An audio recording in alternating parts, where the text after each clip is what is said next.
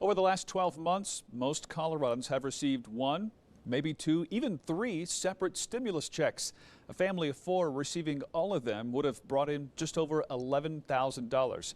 And that money to you is only a small portion of the roughly $5 trillion in pandemic relief money approved by Congress since it began.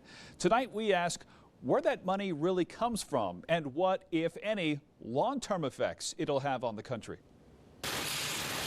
It started with the CARES Act, then came the Consolidated Appropriations Act, and finally the American Rescue Plan, all intended to help Americans cover their most essential expenses and increase spending to support the economy. But as far as the source of all those checks, Do you know where the money comes from? Nope.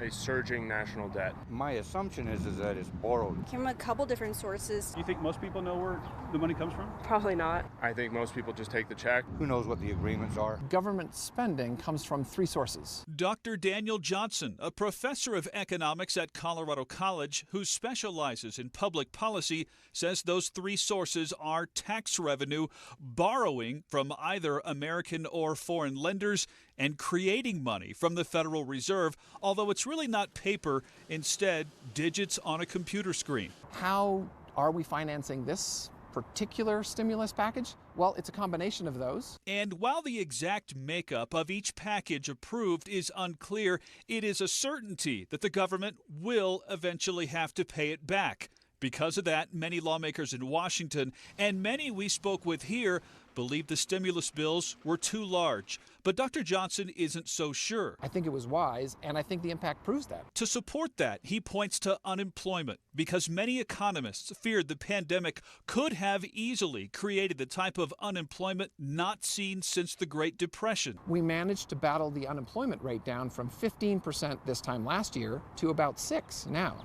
That is remarkable by any historical norm in any country. Because so much of the money is being used to support jobs and basic necessities, inflation hasn't seen much of an uptick either.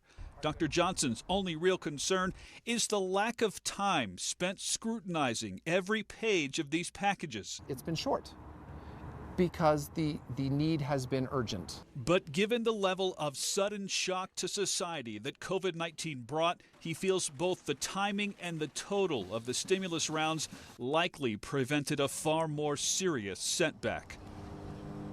No additional stimulus bills are expected. President Joe Biden has instead shifted his focus to a massive trillion-dollar transportation and infrastructure bill, which is not the same type of bailout, but also intended to get people back to work while also addressing major infrastructure needs across the nation.